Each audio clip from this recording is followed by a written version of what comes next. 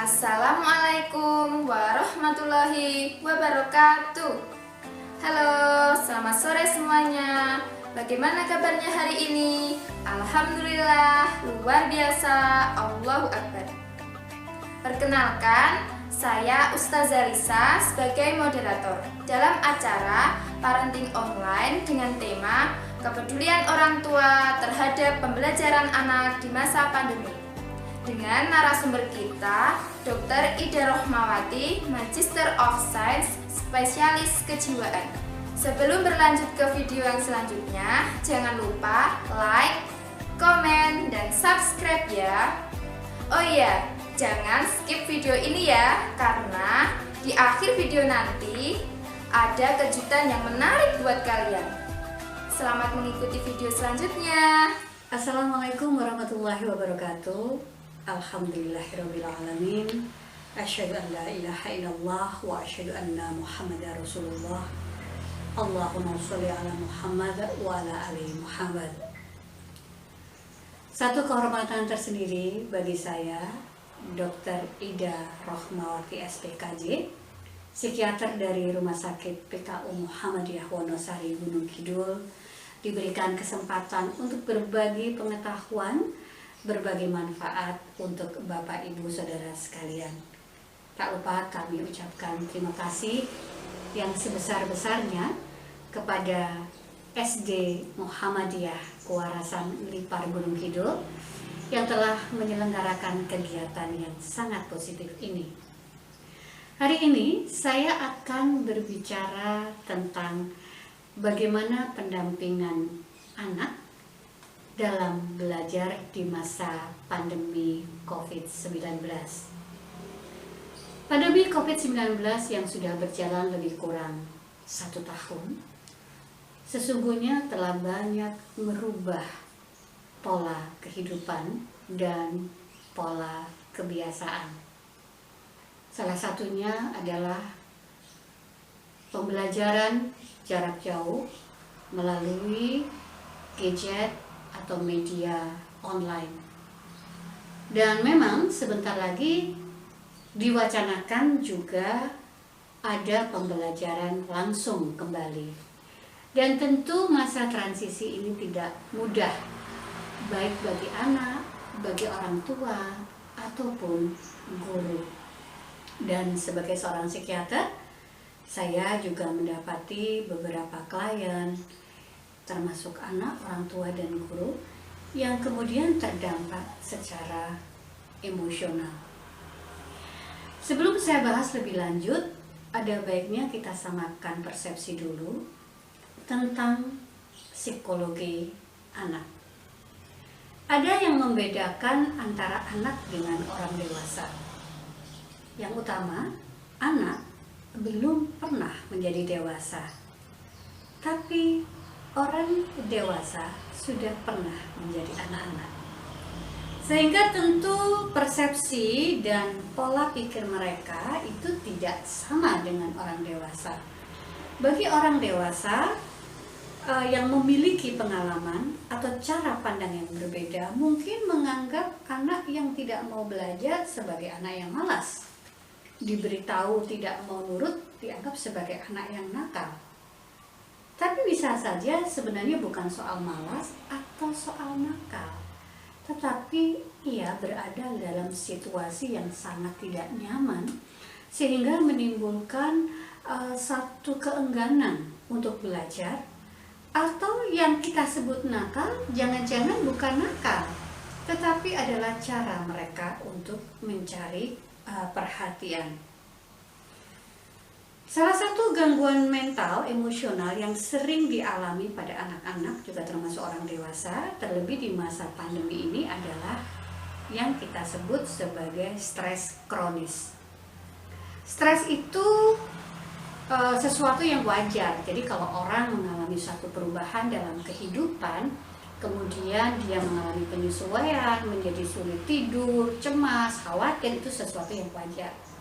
Namun kalau stres kronis ini adalah stres yang berkelanjutan, artinya kemudian berdampak kepada fungsi peran dan fungsi sosialnya. Nah, apa tanda-tanda dari stres kronis? Yang paling sering itu adalah gangguan tidur. Jadi kalau mungkin Bapak Ibu atau mungkin melihat putra-putranya tidurnya berkurang, sulit tidur, atau mungkin berlebihan, boleh jadi itu sebenarnya merupakan tanda-tanda dia mengalami stres kronik, ya. Kemudian adalah mudah lelah. Jadi dalam kondisi pandemik ini, padahal kalau kita pikir-pikir, kita bekerja mungkin ya tidak seberat hari-hari sebelumnya, tapi kok gampang capek. Kalau orang Jawa itu bilang lumrah gitu ya. Nah, ini juga salah satu tanda bahwa mungkin kita sudah ada tanda-tanda stres kronis, ya. Kemudian tanda yang lain adalah mulai ada gangguan konsentrasi, jadi mudah lupa, tidak fokus. Nah, ini mungkin terjadi juga pada anak-anak, karena anak-anak kan dalam pembelajaran masa daring ini mungkin dia juga mulai bosan, kemudian juga kehilangan interaksi dengan teman-temannya, yang berakibat dia mengalami stres kronis. Dan yang muncul biasanya adalah gangguan emosi, sensitif, mudah sedih, mudah marah, mudah tersinggung. Ini perlu kita waspadai. Sebenarnya Bapak Ibu, ini tidak terjadi pada anak-anak saja, tetapi juga terjadi pada orang tua dan guru. Ya, kalau ini berlangsung cukup lama, tentu ini akan mengganggu sistem secara keseluruhan. Kenapa saya katakan seperti itu? Karena di dalam tubuh kita itu ada satu hormon yang sangat terpengaruh ketika seseorang mengalami stres, yakni hormon kortisol. Jadi seorang yang mengalami stres yang berkepanjangan, hormon kortisol meningkat. Akibatnya apa? Salah satunya tekanan darah jadi mudah naik, gangguan pencernaan, mungkin sering mah, diare, atau sulit buang air besar. Terus juga bisa menimbulkan ambang nyeri turun. Maksudnya ambang nyeri turun itu dia mudah nyeri, karena sedikit saja dia mengalami sesuatu jadi gampang nyeri. Gangguan konsentrasi, tidak bisa fokus. Dan yang menjadi perhatian kita adalah menurunnya imunitas tubuh atau kekebalan tubuh. Jadi Bapak Ibu, kalau kita mengalami stres berkepanjangan, termasuk anak-anak, kemudian imunitas tubuhnya turun, dia menjadi mudah sakit. Nah, padahal di masa pandemi COVID ini kita kan harus berusaha tuh menjaga kesehatan tubuh kita supaya kita tidak mudah terpapar penyakit apapun termasuk COVID. Nah, jadi sangat penting untuk mengelola gangguan mental emosional dan juga mengelola kesehatan fisik. Nah, tadi sudah saya jelaskan tentang stres secara umum. Bagaimana kalau stres itu terjadi pada anak-anak? Anak-anak itu memang tidak seperti orang dewasa ya. Kalau orang dewasa itu biasanya kalau ada sesuatu dia lebih ekspresif. Artinya kalau dia sedih ya sedih. Tapi kalau anak-anak kadang-kadang gejalanya itu nggak kelihatan. Tiba-tiba dia jadi nakal, mudah membangkang, angel tuturan nih, ya. Atau mungkin sensitif tadi, mudah marah, mudah tersinggung. Nah, biasanya orang tua itu tidak paham, kok anakku jadi ngeyel, jadi nakal. Kemudian yang terjadi adalah dia dimarahi. Ya, ternyata juga orang tuanya juga mengalami stres kronis juga. Karena juga orang tuanya kan juga menghadapi situasi yang tidak menentu ini. Nah, akibatnya adalah hubungan antara anak dan orang tua tidak berjalan dengan baik. Orang tuanya merasa sudah bebannya sudah banyak, anaknya sulit dikasih tahu. Anaknya juga merasa bahwa orang tuaku tuh nggak ngerti perasaanku. Aku tuh sebenarnya bosen, capek. Mungkin sih awal-awal mereka seneng ya, tapi lama-lama juga jadinya bosen. Terlebih dengan pembelajaran jarak jauh ini, kadang-kadang ada situasi yang dilematis. Pihak sekolah memberikan tugas, mungkin maksudnya biar anak-anak itu belajar di rumah, lebih banyak tugas, jadi kesempatan untuk keluar. Gangguan mental emosional karena stres pada anak-anak itu memang agak berbeda ya dengan orang dewasa. Kalau orang dewasa biasanya lebih ekspresif, menampakkan kesedihan, kecemasan. Tapi kalau anak-anak itu biasanya ada perubahan perilaku. Jadi perubahan perilakunya contohnya adalah dia menjadi tanda kutip nakal gitu ya, angel dikasih tahu, atau gangguan emosional seperti mudah marah ya, tidak bisa fokus dan lain sebagainya.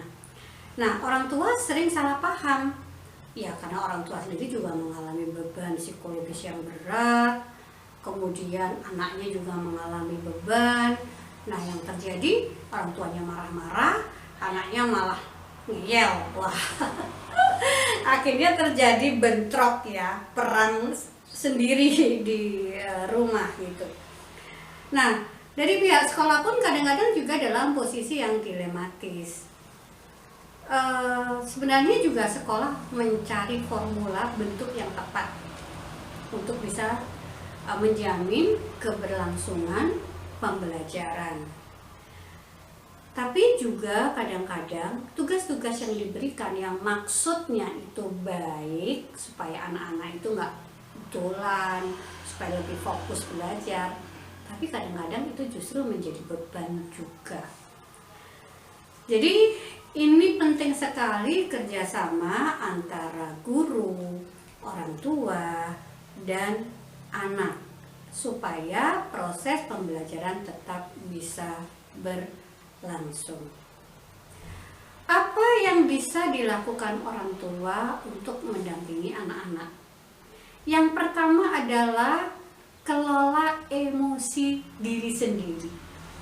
Jadi kalau orang Jawa bilang itu anak-anak itu sok tumus. Jadi kalau orang tuanya itu cemas, sedih, khawatir, itu anaknya itu bisa merasakan getaran emosinya. Jadi kalau bapak ibu melihat kok anakku jadi ngeyel ya, kok jadi mudah marah ya, kok jadi ada perubahan perilaku, jadi pendiam, atau mungkin malah tidak mau keluar. Nah, yang utama jangan menyalahkan anaknya dulu. Ayo kita bertanya, apakah suasana hati kita sedang baik? Ya, kami menyadari sebagai orang tua, sebagai orang dewasa, kita pun juga dihadapkan pada situasi yang sulit. Tetapi kita juga harus tetap optimis bahwa Allah itu tidak akan pernah membebani hambanya di luar kemampuannya. Semakin kita emosi, semakin kita itu cemas berlebihan, ini akan berdampak kepada psikologis anak. Jadi orang tua perlu mengelola hatinya, termasuk juga berdiskusi dengan pasangan atau anggota keluarga yang ada di situ. Karena kita tidak mungkin menyelesaikan atau mengurusi masalah ini hanya dibebankan kepada anak dan pihak sekolah. Ya memang saya tahu juga sih, kadang-kadang orang tua juga bingung ya. Karena orang tua kan memang tidak belajar untuk menjadi guru sekolah. Kadang-kadang jadi ikut belajar juga ya. Tapi it's okay ketika orang tuanya itu situasi perasaannya baik, ini menjadi langkah awal yang besar. Nah, yang kedua adalah berempati. Berempati itu artinya membayangkan andai aku jadi kamu. Nah, jadi kita mencoba bijaksana melihat anak. Oh, anak itu mungkin dia lagi bosan, dia mungkin lagi capek, sehingga kadang kita juga perlu memberikan ruang, memberikan kesempatan dia untuk refreshing. Refreshing itu tidak harus pergi jauh, tidak, tapi tidak harus ditekan belajar, enggak harus seperti itu juga. Kadang juga bisa bermain, bercanda, seperti itu. Nah, perlu juga memberikan aktivitas-aktivitas yang lain di luar pembelajaran. Apa saja? Aktivitas hobi. Jadi meskipun masa pandemik ini bukan berarti mengabaikan aktivitas-aktivitas yang sifatnya adalah hiburan. Cuman masalahnya kadang-kadang justru kebalik, aktivitas hiburannya lebih banyak daripada aktivitas hobi. Apalagi sekarang pegang HP kan, namanya HP itu godaannya kan banyak banget. Maunya sih untuk pembelajaran, tapi di sana ada tayangan-tayangan yang lain. Akhirnya apa? akhirnya justru tidak fokus pada pembelajaran. Nah, disitulah pentingnya orang tua memberikan contoh. Jadi empati itu tidak hanya sekedar kita memahami apa yang terjadi pada anak-anak kita, tetapi orang tua juga bisa memberi contoh dan ikut terlibat. Jadi kalau anaknya lagi belajar kelihatannya kangenan, ya jangan nonton drama Korea di sebelahnya gitu ya. Ini kan seolah-olah anak kan merasa, kok kayak gitu? Atau kita membatasi main HP, malah orang tuanya nonton YouTube misalnya. Nah, ini kan membuat anak merasa tidak dimengerti. Nah, kemudian juga empati itu bisa digambarkan dengan kita ikut terlibat. Ikut terlibat itu bukan mengambil alih. Kalau anak kelihatannya belajar, mungkin orang tua perlu di sebelahnya, ya mungkin baca Quran atau baca-baca apa, tapi jangan ikut pegang HP. Jadi kelihatannya kan jadi saingan tuh sama anaknya. Supaya anak juga merasa bahwa, oh, aku tidak sendirian ya, ternyata bapak ibuku memahami. Nah, yang penting adalah bagaimana mengendalikan emosi, terutama kalau itu suami istri ataupun ada anggota keluarga yang lain. Karena kondisi seperti ini rentan menimbulkan gesekan satu sama lain. Kalau misalnya bapak ibu itu ada perbedaan pendapat, jangan bertengkar di depan anak. Jangan berdebat di depan anak. Jadi kalau ada sesuatu, misalnya ada perbedaan, oke, di kamar atau di ruangan yang lain, anak tidak tahu. Nah, pada saat ketemu anak, itu suara harus satu. Termasuk anggota keluarga yang lain yang terlibat. Misalnya di situ ada kakek, ada nenek, ada bule, ada pakle ya. Jadi semuanya itu kalau bisa berada pada satu jalur yang sama. Jadi jangan yang satu melarang ini, yang satu membolehkan ini. Nah, itu yang tidak kita perkenankan. Nah, kemudian yang kita khawatirkan adalah terjadi kecanduan gadget. Karena ini juga persoalan yang cukup rumit ya. Nah, disitulah pentingnya kita membuat aturan bersama. Sebaiknya aturan itu juga melibatkan anak. Misalnya, nah, ini pegang HP jam sekian sampai jam sekian. Kemudian setelah jam sekian harus istirahat gitu. Nah, bagaimana caranya kita mengajari anak-anak dalam memegang HP ya? HP itu maksimal adalah 30 menit dan kemudian beristirahat. Ya. Nah, istirahatnya mungkin sekitar 20 menit juga ya. Lah, nanti kalau sudah beristirahat boleh kembali untuk pegang HP. Kalau itu tujuan adalah pembelajaran gitu. Nah, namun jangan sampai aktivitas di depan gadget, di depan laptop, di depan HP itu justru mengurangi aktivitas yang sifatnya motorik ataupun afeksi. Jadi anak juga diupayakan untuk dia bergerak.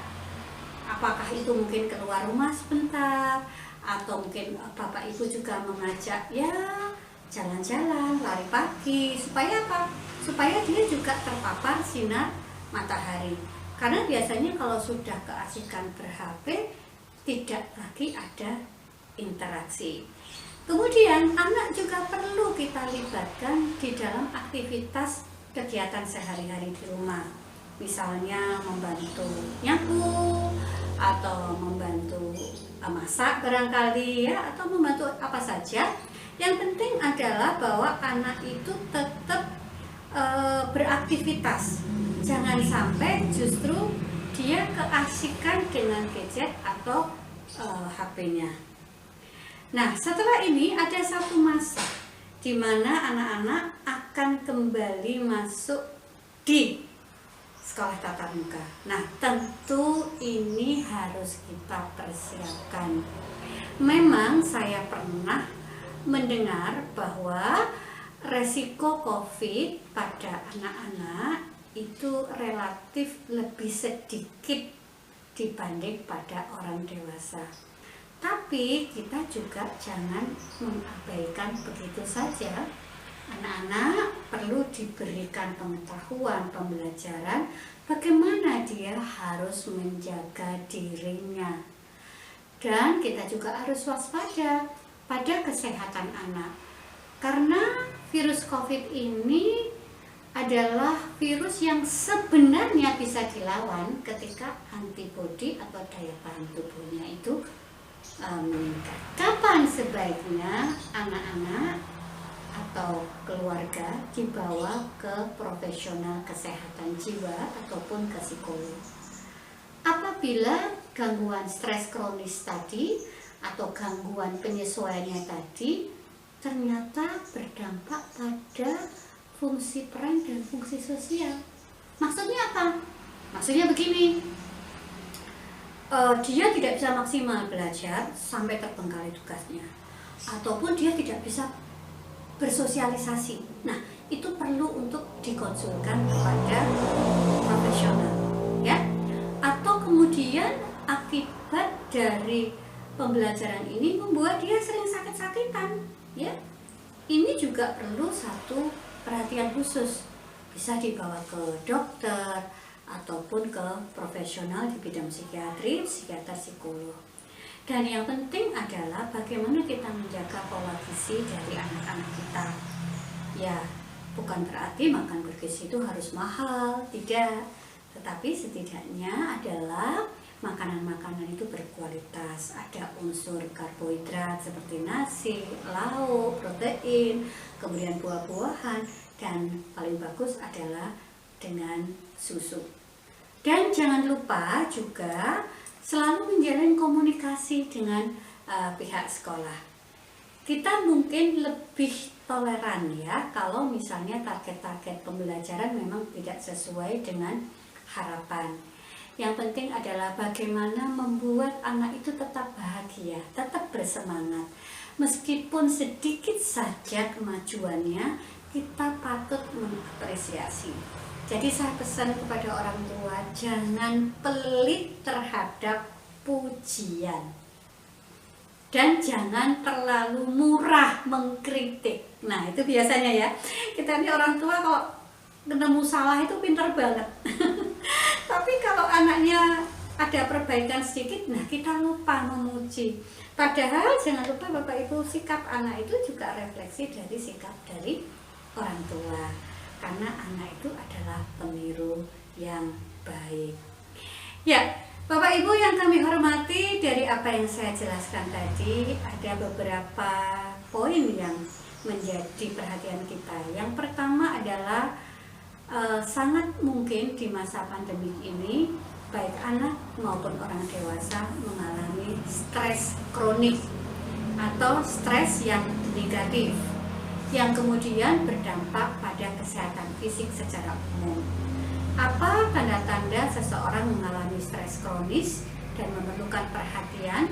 Yang pertama adalah adanya kelelahan yang berlebihan, gangguan tidur, gangguan konsentrasi, dan juga gangguan emosional yang juga berdampak pada kesehatan fisik.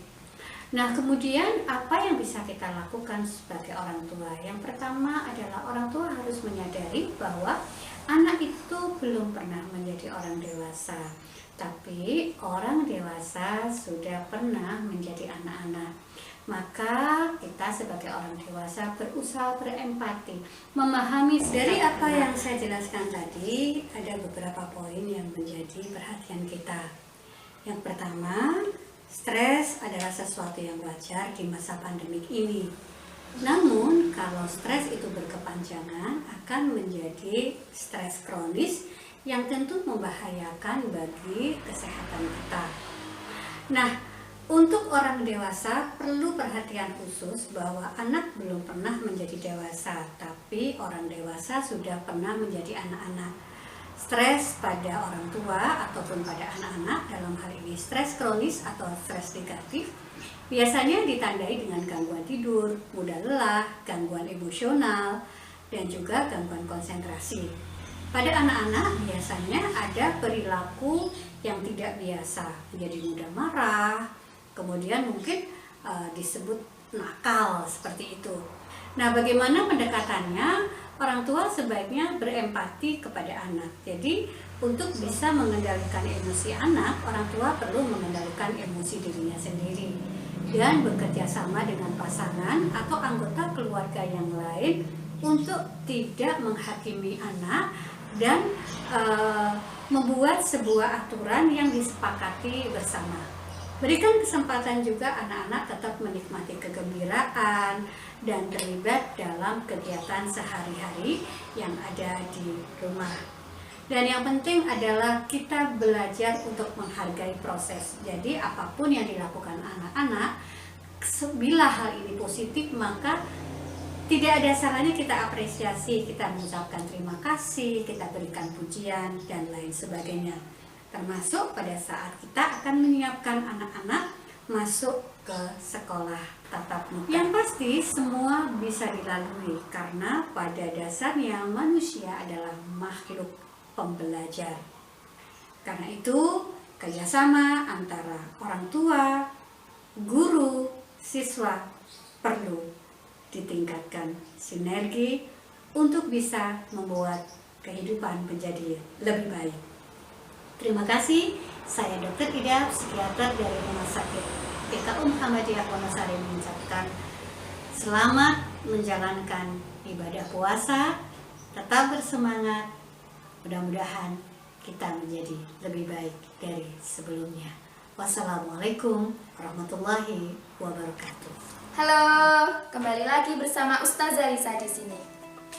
Alhamdulillah, kita semua telah mengikuti parenting online yang telah disampaikan oleh narasumber kita. Semoga ilmunya bermanfaat bagi kita semua. Allahumma amin. Nah, tibalah saatnya Ustazah akan menyampaikan kejutan yang telah kalian tunggu-tunggu, yaitu mengenai kejuaraan lomba anak soleh yang telah dilaksanakan pada 14 Ramadan kemarin. Untuk lomba yang pertama yaitu lomba azan, yaitu kelas 1 sampai kelas 3. Juara 1 Rizky Dimas Saputra kelas 3. Juara 2 Bilal Prabu Yudanta kelas 2. Juara 3 Syarif Ilham kelas 3. Untuk yang kelas 4 sampai kelas 6, juara 1 Destalino Hafid kelas 6. Juara 2 Estario Satria Yuko kelas 5. Juara 3 Ikhwan Syifai kelas 4. Selanjutnya lomba hafalan surat pendek kelas 1 dan kelas 2. Juara 1 Muhammad Irsyad kelas 2. Juara 2 Elda Naufa kelas 2. Juara 3 Maureen Nindita Putri kelas 1. Untuk hafalan kelas 3 dan kelas 4, juara 1 Aliza Firdasari kelas 3. Juara 2 Elsana Salva kelas 4. Juara 3 Karisa Mutiara Vanda kelas 3. Selanjutnya hafalan kelas 5 dan 6. Juara 1 Fadilah Mutiara kelas 6. Juara 2 Ulia Jauza kelas 6. Selanjutnya lomba praktek sholat. Juara 1 Zarifah Agustina Putri kelas 6. Juara 2 Nur Aini Putri Hasanah kelas 5. Juara 3 Devin Anjas Mustafa kelas 6. Untuk yang selanjutnya lomba mewarnai dan melukis Islam. Kelas 1 dan kelas 2, juara 1 Nur Bidari Alkiran Mukti kelas 2. Juara 2 Fahira Dinda Febria kelas 1. Juara 3 Karleta Orlin kelas 1. Selanjutnya kelas 3 dan 4, juara 1 Tangguh Panji Pulung kelas 4. Juara 2 Hendrik Putra Arisma kelas 3. Juara 3 Hanifah Nurul Azahra kelas 3. Selanjutnya kelas 5 dan 6, juara 1 yaitu Jufa Rabita kelas 5. Juara 2 Syifa Aulia kelas 6. Juara 3 Fauziah Sita kelas 6. Selamat bagi para pemenang, dan untuk yang belum menang, jangan putus asa dan tetap semangat. Sekian dari Ustazah, bila ada kurang dan lebihnya Ustazah mohon maaf. Wassalamualaikum warahmatullahi wabarakatuh. Sampai jumpa di video berikutnya.